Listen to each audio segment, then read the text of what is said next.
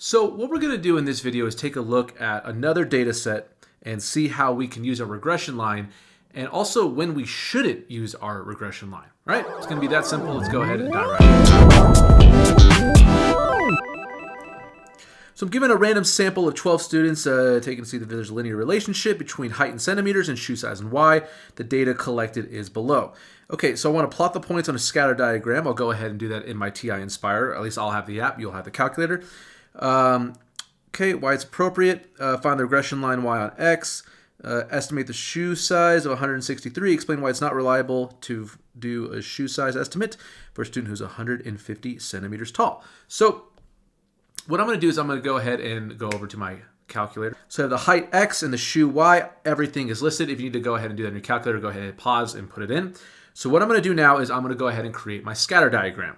So remember, that is not menu, that is add to the list in spreadsheets. Then I'm going to go ahead here to height X and shoe Y, and there we go. So as you can see, we definitely have a positive correlation. How positive? Well, we can mathematically figure that out if it's moderate, weak, or strong based off of our R value. So in order to find our R value, we'll go back to our spreadsheet. And we'll go ahead and run some, not statistics, but we will run the, there we go, linear regression mx plus b. My x list is height x. That's why I always like including which one's x and which one's y. I'll go ahead and my y input have the shoe or the shoey, and I'll go ahead and hit OK. My R value is 0.85, so I have a strong positive correlation. Now, going back to my data point here, how do I add my regression line? Well, that was menu, that was analyze, that was regression, and then show linear mx plus b. Y is equal to 0.154 plus x plus 11.9975. Now, I can't exactly zoom in on this graph. The app doesn't really allow me to do that. So the first question I was actually asked is it appropriate to find the regression line Y on X? And the answer is yes, because I can clearly see that there is a strong positive correlation with the R value, and that regression line does kind of cut between the data set, or the data points kind of nice and half above and half below. So that's why it's appropriate. So find the regression line, I already did that. Draw the line, already did that.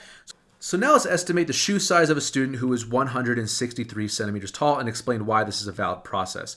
So to get the shoe size of someone who's 163 centimeters tall, I go back to my line, I'll hit menu, I'll hit analyze, and then I will hit graph trace, and I'm gonna try to go ahead and find the shoe size of someone who is, 163 centimeters tall.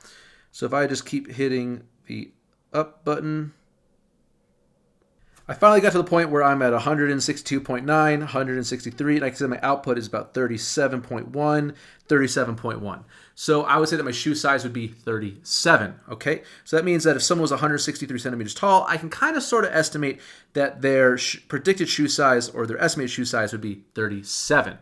Now, is that appropriate? Well, yes, because you can clearly see that it's well within my domain here, that my lowest point was right here, which was 160.37, and my highest point's up here. That point for 163 for a shoe size of 37, that's well within my model, which is called interpolation, when something is kind of inside that the model, the lower and upper bound of my data set. Now, the next question was, explain why it is not reliable to use the regression line Y and X to find the shoe size of someone who is 150 centimeters tall. And well, just by looking at this, my graph kind of automatically stops at 158. Well, I should say automatically. That's the way it's scaled. And in fact, if I wanted to adjust that, I could go to the window zoom, and I can go to the window settings, and I can set my X minimum to be, let's say, 140, and I could put my Y minimum to, let's say, 25. So there we go. So when I'm at 150, you can see how far to the left this is. Okay, my 150 is right here. I don't know how that's going to appear if I go 150 up. I don't know. I'll work on that for future videos. But it's well outside of this data set. And that is called extrapolation. Maybe some of you heard of the dangers of extrapolation.